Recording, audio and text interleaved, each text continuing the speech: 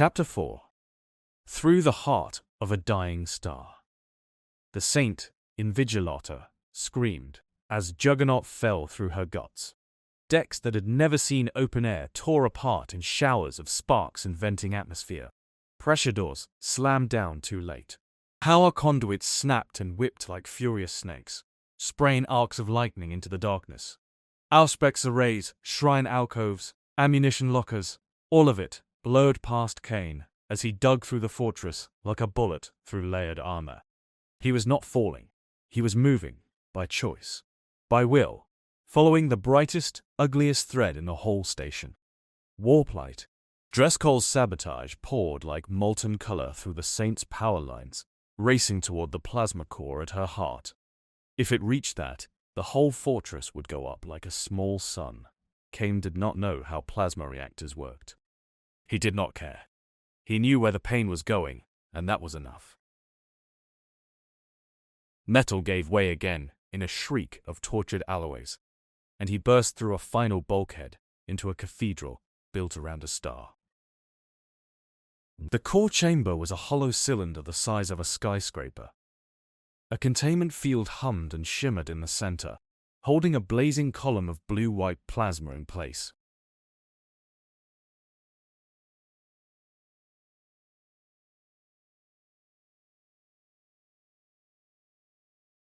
Great rings of machinery encircled it, adorned with purity seals and servo skulls. Catwalks, cranes, and maintenance platforms clung to the chamber walls like barnacles. Right now, all of it was breaking.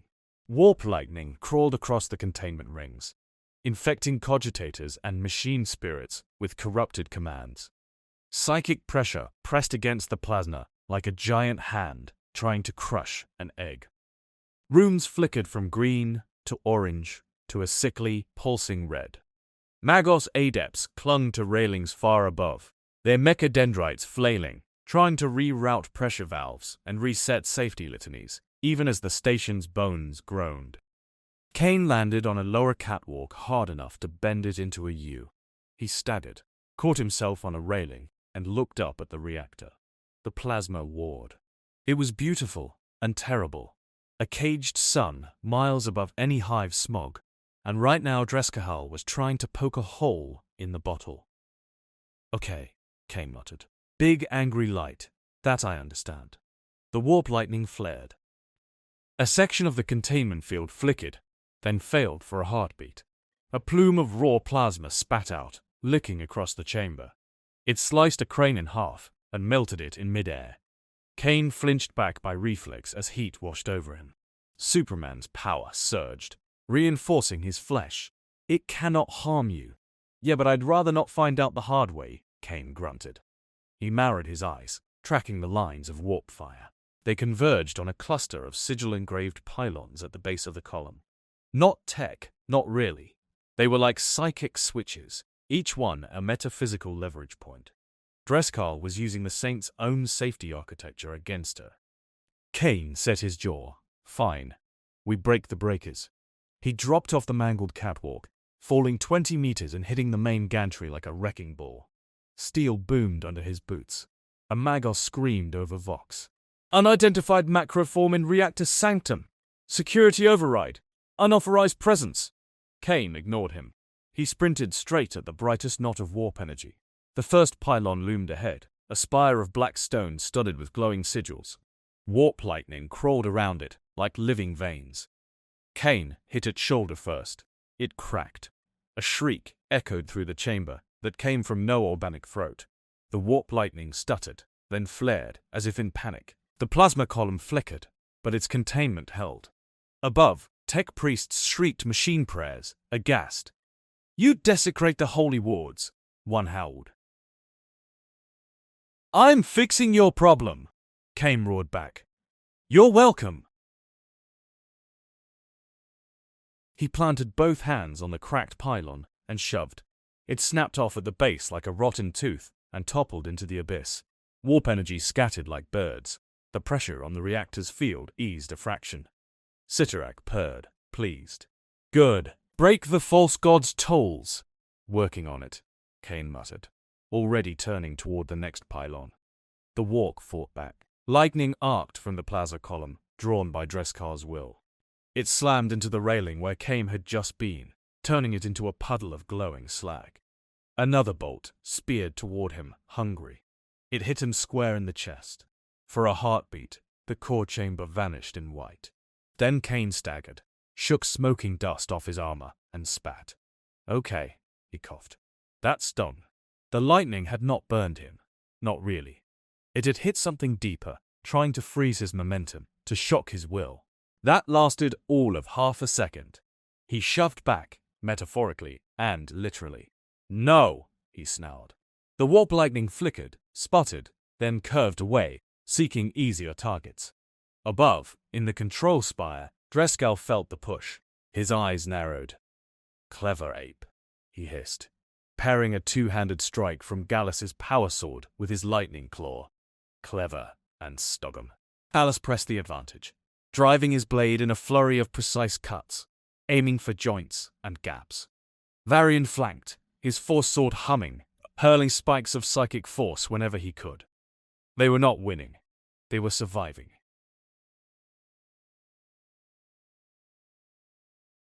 Deskahal wielded his weapons and the room at the same time, forcing them into awkward positions, collapsing deck plates under their feet with walk-pushed cracks, using servos hulls as flying bombs.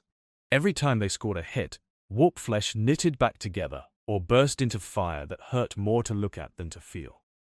Then he felt Juggernaut crack the first pylon.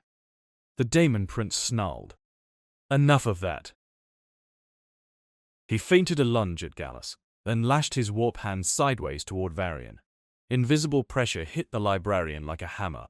Varian's wards flared, bones creaked, blood leaked from his ears. "I have no time for gnats," Drescahal hissed. "Your champion will die in the core. Your fortress will explode. Your world will burn. There is only the order I choose." He twisted his wrist. Varian felt something give in his chest. The world tilted.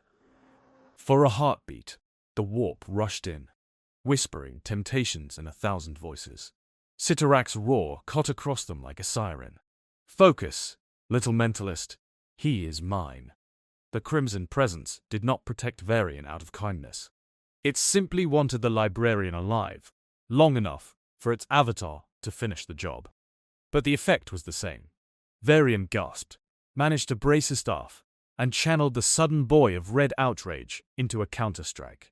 A psychic lash cracked across Dreskal's warp hand like a whip. The Daemon Prince recoiled just enough. Gallus stepped in and hammered his power sword into the gap between two armor plates at the Daemon's hip. The blade bit deep, chewing into warp flesh. Drescahal roared. "You presume to mark me," he howled. He backhanded Gallus with the Dorman blade. Fields screeched as they clashed. The captain flew a dozen meters and smashed into a ruined console hard enough to dent ceramite. His Laraman cells kicked into overdrive, clotting internal bleeding. He rolled to his feet, vision swimming. Varian staggered but stayed upright. They had hurt him. Not enough. Back in the reactor chamber, Cain smashed the second pylon. He tore it free and hurled it upward. The broken spire hit a maintenance gantry, annihilating it in a blossom of sparks. Two screaming tech adepts went tumbling into the abyss, their prayer vox still blaring Bin Harak. The plasma column steadied. Its roar became a little less ragged. Warp pressure rebounded, trying to find other paths.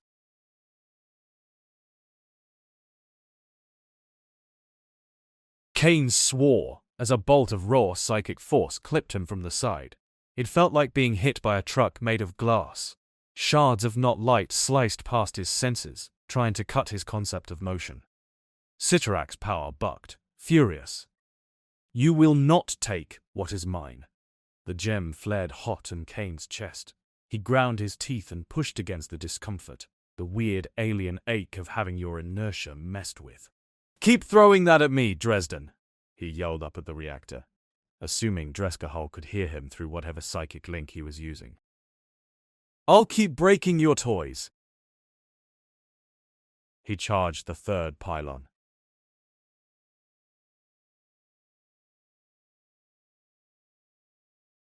Dreskahol heard him.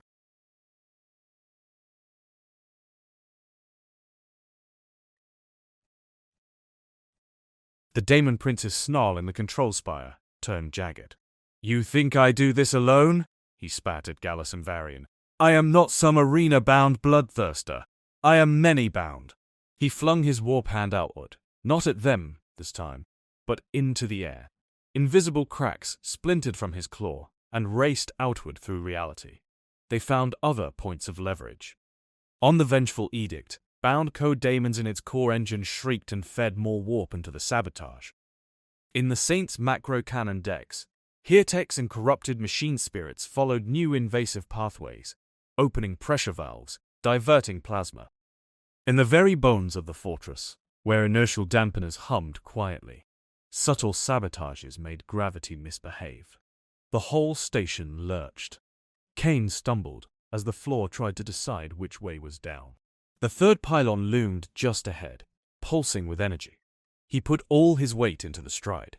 For a terrifying half-second, Driscoll's meddling made forward wobble in his head. Up and down spun. The deck beneath his boots tilted sideways, then snapped back. Cyttorak bellowed. No, it was not a plea, it was a statement. Cain's direction locked again. He hit the pylon like a cannon shot. This one did not just crack, it exploded. Warp energy burst outward. It hit the containment field and burned off in weird auroras. It hit the plasma and vanished in boiling light. It hit Cain and fizzled like rain on a furnace. The pressure on the reactor dropped. The machine spirit howled, half in pain, half in relief. The containment field flickered, then solidified, runes stabilizing at a less nerve-shredding shade of orange. Above, the Magos stared, his biological eye wide. "Inconceivable," he whispered. He is interrupting a dormant prince's sabotage by physical destruction, and the machine spirit approves. He hesitated, then did something almost traitorous to his creed. He knelt. "Blessed be the unknown variable," he murmured. Cain spat dust and plasma after images out of his mouth, shook his head, and looked up at the roaring column. "You good?" he called, because talking to technology was not even in his top 10 weird things this week. The core hummed. It would hold. For now. The lines of warp fire still hissed around the chamber, but without the pylons amplifying them, they had nowhere to properly bite. Drescal felt the braid like a pulled tooth that bled into his warp senses. He snarled in real anger. "You interfering slab of meat," he roared, trading blows with Gallus so fast the air blurred. "You do not even belong to this game." Cain planted his feet, looked up at the containment column, then at the maze of support structures rising toward the control spire. He knew roughly where he was in the fortress. He knew roughly where Drescal was. He could feel the Daemon Prince's presence, like a heat source at the roof of the world. "Good," Cain muttered. "Easier to find you." He took 3 steps back, as much of run-up as the gantry allowed. "Cyttorak," he growled under his breath. "You wanted to make an impression on this galaxy?" The Crimson Gem thrummed. "Yes." "Then don't blink." He lowered his shoulder and ran straight at the containment column. Even Cyttorak flinched. "What are you?" Cain hit the field. The containment barrier was not meant to be touched, let alone physically assaulted. It was designed to hold plasma in, not keep angry gods or unstoppable mutants out. Under Drescahol's meddling, it had been tuned to withstand psychic assault, not brute impact. It held. Then it met a different kind of rule. Cyttorak's decree. Once Juggernaut starts moving, nothing stops him. For a heartbeat, old Mechanicus, math, and warp interference tried to say no. Then causality shrugged and stepped aside. The field broke. Plasma did not rush out. Instead, Cain punched through reality at the point where containment touched core, his body forcing a new path between places that should not have been connected. Space folded. Time blurred. For the second time since leaving his own universe, Cain Marko turned himself into a bullet, fired down the barrel of something that was not quite space and not quite warp. He shot up along the plasma flow, a red-hot streak of motion, riding the pillar like a shell through a gun barrel. Above, in the control spire, Drescal froze for the smallest part of a second. He felt something tear through his sabotage pathways. Not just disrupt them. Use them. His eyes widened. "No," he whispered. The floor exploded. Juggernaut came out of the deck like a shell leaving a cannon. Steel and cabling erupted upward as he tore through a meter of armored flooring. He launched into the air, trailing scraps of molten metal and flickers of plasma that clung to his armor like lightning. He hit Drescal mid-torso. It was not a punch. It was a tackle forged in physics and spite. The Daemon Prince was ripped off his feet. Weapons went flying. The Daemon blade shrieked as it spun away. The lightning claw tore furrows in the ceiling as his arm was flung back. They smashed into the far wall. Stone and steel shattered. A cherub statue exploded into dust. The impact cratered the bulkhead, denting it outward. Drescal coughed warp fire. Cain did not get in time to recover. He grabbed the Demon Prince by two of his forearms and started to run. They smashed through a console bank, shredding runes and brass icons. Drescal snarled, trying to find purchase, talons tearing furrows in the floor. He was not used to being dragged. He was a Daemon Prince of Chaos Undivided. He was the hunter. Cain Marko decided to educate him. They hit a support pillar. The pillar broke first.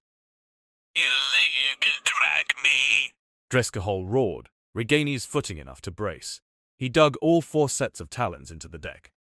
He poured warp force into the ground, trying to anchor himself in reality, to make himself an unmovable object. Cyttorak laughed, the sound rolling through Cain's bones. "He presumes to claim your title." Cain's grin turned feral inside his helmet. The floor screamed as it tried to decide who owned stopped. For a moment, reality balanced. On one side, Drescal, champion of 4 gods, anchoring himself with their combined favor. On the other, Juggernaut, avatar of a 5th power that refused to share, having chosen his vector. The deck fractured under Drescal's talons. He skidded. Then he moved. The Daemon Prince howled in disbelief. Cain roared back. "Not so fun when someone else won't stop, huh?" He twisted, using Drescal's own resistance as leverage, and flung the Daemon sideways. The Daemon Prince slammed into the central holith. The projector ruptured. Holographic representations of the battle flickered and died as the hardware exploded under the impact. Drescal crashed to the ground in a shower of glass and metal. His form flickered, a faint halo of unreality crawling across his edges.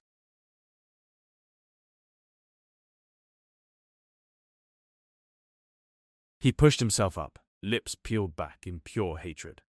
"In all my centuries," he rasped, "no one has moved me like that." He spat black ichor.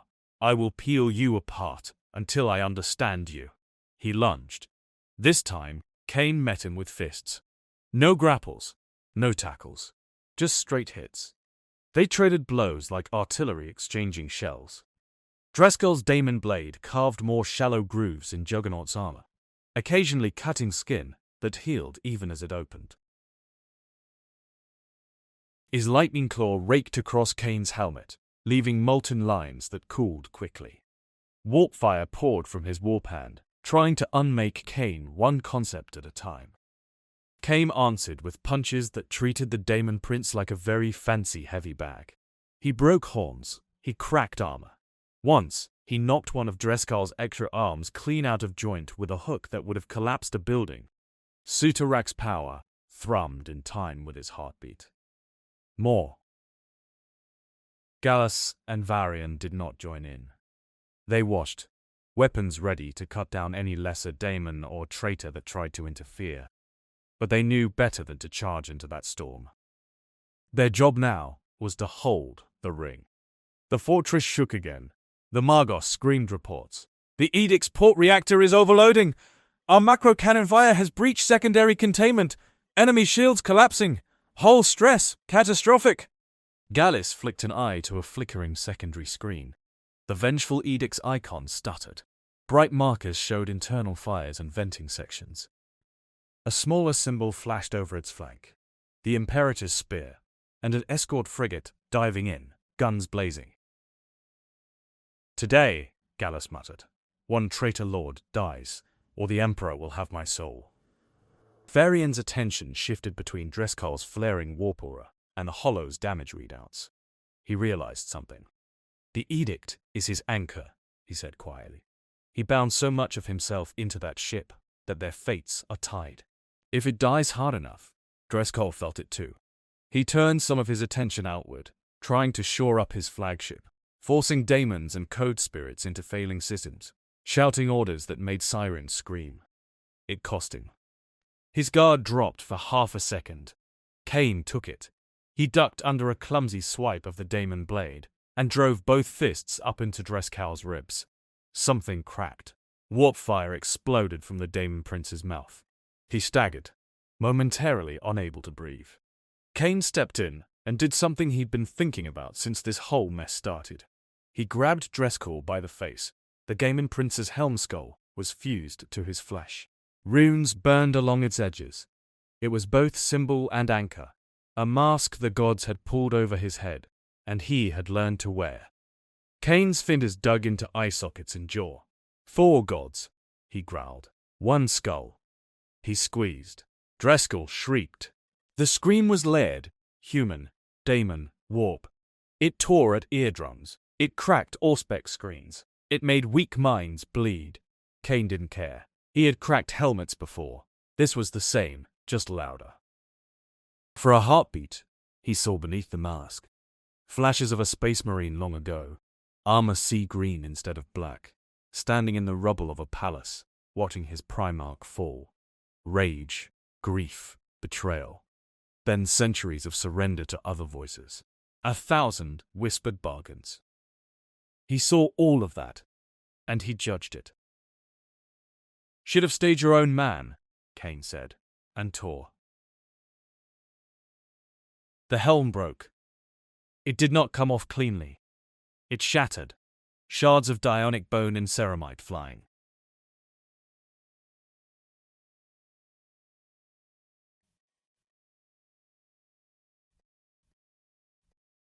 Warp fire gouted out, howling, no longer properly contained.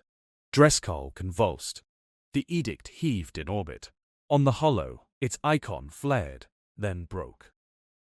The despoiler-class battleship's spine snapped under the combined assault of macro cannons and internal meltdown. Fire blossomed along its length. Sections drifted away, spinning, trailing atmosphere and bodies. The daemon prince's eyes went wide. "No," he gasped. "I am not. I am many." His anchors failed. The gods that had lifted him up felt the break. Khorne snarled. Sayent hissed. Slaanesh chuckled. Nurgle sighed, like someone watching a grandchild fall off a bike. Their interest shuddered, then loosened. Without that shared grip, Driscoll's warp form began to unravel. Cain did not let him do it gracefully. He slammed a fist into the daemon prince's chest, then another, driving him back into the wall, into a cracked Aquila relief. "Stay!" Cain snarled, each hit punching another chunk of walk flesh out of reality. Down. Driscoll reached for him with hands that were already turning to smoke. "Curse! You," he rasped. "You could have been so much more." "Yeah," Cain said. "I'll live." He grabbed. The sun was rackened, and dust. All the signs of his death were flowing. Tugs and bones and coats, wide and blood were flowing by the fire. This time, one day will tug is in great play. "Tell your bosses," he said quietly, so only Driscoll could hear it, in whatever sense he still had. "If they want to push me around, they'd better show up themselves." He squeezed. Driscoll exploded. It was silent and deafening at the same time. Warp energy blew outward in a ring. Varian threw up a shield by reflex.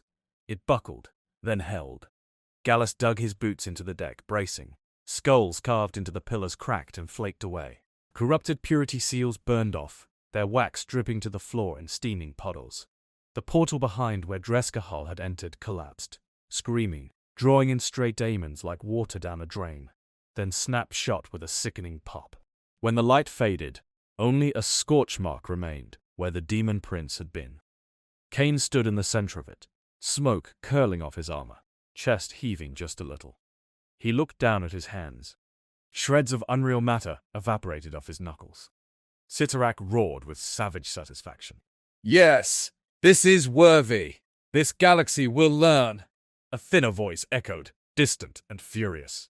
Khorne, bleeding pride. He dares. The other god's attention shifted, evaluating. Cain ignored them. He rolled his shoulders, feeling bruises already fading, bones knitting. He looked at Gallus and Varian. You should see the other guy, he said. Varian stared for a long moment. Then he started to laugh. It was a ragged sound, half hysteria, half genuine relief. Gallus exhaled once, helmet filters hissing. The edict is breaking apart, the Magos reported, his voice now tinged with awe instead of panic. Enemy vessels are fleeing. Warp signatures scattering. Void shields stabilizing. Reactor at 73% and holding. Outside, in orbit, the Saint Invigilata seemed to stand a little taller. Her macro cannons, silent for a moment during the chaos, roared back to life under tech marine guidance, picking off retreating escorts. The Imperator's spear wheeled gracefully, lancing fleeing ships in the flank. On Hekaton Prime below, war sirens slowly scaled down from apocalyptic to merely terrible. In the command spire, the survivors of the control room battle watched Juggernaut stand in the middle of a demon prince's shadow and shake himself like a dog after a swim. Varlan was the first human to move. The sergeant limped forward, armor scorched, one arm hanging at a bad angle. He stared up at Cain, eyes wide. You killed a daemon prince, he said, voice hoarse. With your hands. Cain shrugged. Mostly with my head, he said, and shoulders. Arms did some work. The sergeant kept staring. Then, slowly, he went to one me. For the Emperor, he murmured. One by one, skittery, voidsmen, and guardsmen followed. Some out of genuine reverence, some out of exhausted reflex, some because they didn't know what else to do after watching a monster of chaos get beaten like a punching bag. Cain shifted. Uncomfortable. I'm not your saint, he muttered. Gallus stepped forward. No, he said. You are not. He looked around the ruined chamber. But today, you were what we needed. He held out his hand, not to kneel, to shake. Cain blinked, then grinned and clasped the captain's forearm. The Marine's grip was like steel. So, Cain said. We done? For today, Gallus said. The war never ends. Not for us. Not for Hekaton. He glanced at the hollow, watching as Black Legion and Traitor Guard symbols retreated into deep space. But this world will live a little longer, because of you. Varian approached, staff clicking. His eyes, still faintly glowing, studied Cain, with a mixture of calculation and something like respect. You are a problem, he said. The Inquisition will have opinions. The High Lords would have strokes if they saw that. Good thing I'm not inviting them, Cain said. Varian smiled, just a little. The warp will not forget you, he warned. You have attracted attention from beings who shape reality with their moods. Wherever you go in this galaxy, they will sniff after you. Some will want to destroy you. Some will want to claim you. Cyttorak's presence bristled. Let them come. Let them try, Cain said aloud. I'm getting used to introducing myself. Gallus released his grip. There is a place for you here if you want it, the captain said. A weapon unleashed only on the worst of our foes. We have many wars. You would not lack for things to hit. It was an honest offer. Cain considered it. There was a part of him that liked the idea. A universe built like a gym. Endless heavy bags and sparring partners. All of them asking for it. But he also felt the gods' eyes on him. Not just Cyttorak and the Chaos Four. The warp was a sea of stories, and he had just become a bright, loud one. Staying in one place might be the fastest way to become surrounded. He thought of Earth, of the X-Men, of New York streets and bad coffee and people who yelled at him in languages he didn't speak when he knocked over their cars. He did not know if going back was possible, but he knew one thing. Standing still had never been his style. I'll help you finish cleaning up this mess, he said. Make sure no one decides to open another door in your basement. After that, he rolled his neck until it cracked. I keep moving. Gallus nodded. He had expected that answer. Then know this, he said. Wherever you go, there will be those in the Imperium who call you heretic, abomination, xenos, weapon of a foreign god. They will try to kill you for existing. Cain snorted. Story of my life. Gallus tilted his head. And there will be some, he added, surprising himself a little, who remember Hekaton Prime, who remember the Saint Invigilata still in orbit, who remember a red giant who fell from the sky, killed daemons, closed rifts, and dragged a daemon prince to his death. He stepped back and saluted, a crisp Astartes motion. On those worlds, he said, you will find allies. Cain looked at the salute, then at the Marines, then at the kneeling mortals. He did not salute back. He lifted a hand in a rough wave instead. Try not to die before I come back, he said. If I come back. Varian's vox speed crackled. Teleportarium is online, a Tech Marine's mechanical voice said. We can extract primary assets, and anomalous one when ready. Anomalous one, Cain repeated. Nice.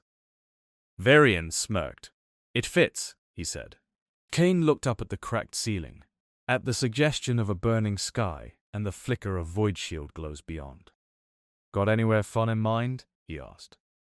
Varian's eyes unfocused for a moment as he considered star charts, warp currents, and rumors. There is always another war, he said. Jericho Reach, Eye of Terror, Ghoul Stars, the Damocles Gulf. Take your pick. Somewhere with big targets, Cain said. Big attitude. Gods who think they're in charge. Varian snorted softly. That is everywhere, he said. Cain grinned. Perfect. They took a day to stabilize the Saint's systems, purge the last of the heretic code, and finish off stranded Chaos forces on Hekaton Prime. Juggernaut spent most of it knocking World Eaters into walls and ripping the legs off daemon engines. By the time the sun set on the battered hive, the last traitor banner had fallen. The warp breach scars were sealed with ceramite and prayers. The Saint Invigilata hung in orbit, battered but proud, her guns quiet at last. In the command bunker, Gallus watched the casualty reports scroll past with a grim expression. They were bad. They could have been worse. He closed the cogitator, looked at Varian, and then at the hulking red shape standing near the wall. Arms folded, helmet tucked under one arm. So, Cain said, you got your planet, your space chapel, your dead demon. Gallus inclined his head. We do, he said. You sure you want to let me walk away? Varian answered before Gallus could. We can't stop you, he said simply. He didn't say we've seen the proof. He didn't need to. Cain nodded once. Fair. Gallus straightened. The Imperator's spear will translate to the edge of the segmentum, he said. From there, the warp paths branch. We can drop you on a frontier world, a battle zone, a shrine planet. Your choice. Cain thought. Somewhere messy, he decided. Somewhere the gods allowed. Varian tilted his head. The Jericho Reach then, he said. Tau, Tyranids, Chaos Crusades, lost human worlds, no shortage of loud gods, alien or otherwise. Sounds like a party, Cain said. Gallus clasped his forearm again. Then the Emperor, go with you, he said. Cain rolled his eyes. Sure, him, Cyttorak, and whoever else wants to watch me punch holes in their plans. Varian stepped closer. One last thing, he said quietly. Cain raised an eyebrow. You keep throwing yourself at gods, Varian said. Something will notice that has nothing to lose and everything to gain by breaking you. Cain shrugged. Nothing's managed it yet. Varian's gaze was steady. And if something does, he said, make sure you fall on them on the way down. Cain barked a laugh. No promises, he said, but I'll try. The teleportarium hummed again. Cain stood on the platform, the Ultramarines and tech priests arrayed around him. Hekaton Prime's gravitic pull tugged subtly at the ship, reminding everyone aboard that worlds were heavy things. Varian and Gallus stood just off the platform. If you ever find a way back to your own reality, Varian said. Try not to bring any of ours with you. Cain thought briefly of Dreskel's face as it shattered, of Bloodthirsters and Khorne and a planet-sized throne of skulls. Trust me, he said. I'm not bringing any souvenirs. Gallus nodded once. You are an anomaly, he said. But you are an anomaly on the right side of the gun for now. That is enough. Cain stepped fully onto the activation glyph. Yeah, he said. For now. The Techramine intoned activation rites. Power built. Cyttorak's presence coiled, pleased, and hungry. More battles away. Yeah, Cain said under his breath, as reality began to fold. And none of them are going to stop me. The teleport flash took him. Far away, in the Jericho Reach, a war raged. On a dozen daemon worlds, whispers spread of a red giant who had dragged a prince of chaos through his own flagship's death throes. In the crimson cosmos, Cyttorak mused on new ways to be loud. In the warp's blood-soaked corners, Khorne sharpened a new interest. And in an Imperium that had never heard of mutants registered with government agencies or superhero teams in bright colors, rumors began to circulate. Of a stranger, of a weapon, of a man who walked through wars and did not stop. Some called him heretic, some called him saint, some called him monster. He had only one name for himself, Juggernaut. And wherever he went in this impossible, hateful, glorious galaxy of gods and guns, one thing remained true. Nothing stopped him.